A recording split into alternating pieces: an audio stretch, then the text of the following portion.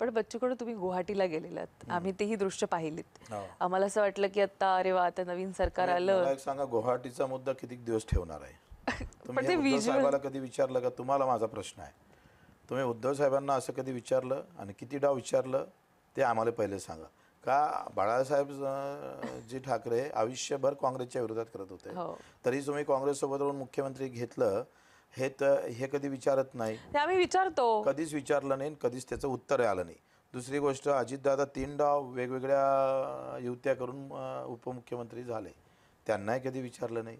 का आहे, जेवढा मोठा माणूस असला तेवढे प्रश्न कमी असतात आणि गरिबाच्या मागे सगळं लचण लावून ठेवतात. पण Bachchu Kadu your a brand.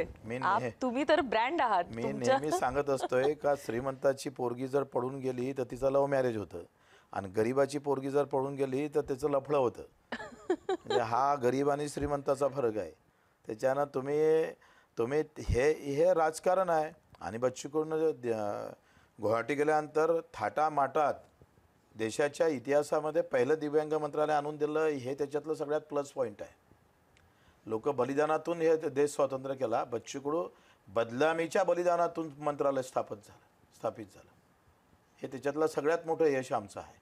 जरी आम्ही बदनाम झालो असेल, पण ज्याला पाय नाही, हात नाही, डोळे नाही, ऐकायला येत नाही, त्या दिव्यांग बांधवासाठी आम्ही एक व्यासपीठ निर्माण केलेलं आहे. जे सत्तेतल्या लोकांना जमलं नाही, ते बच्चू कडून एका राजकीय खेळीमध्ये दिव्यांग मंत्रालय स्थापित केलं.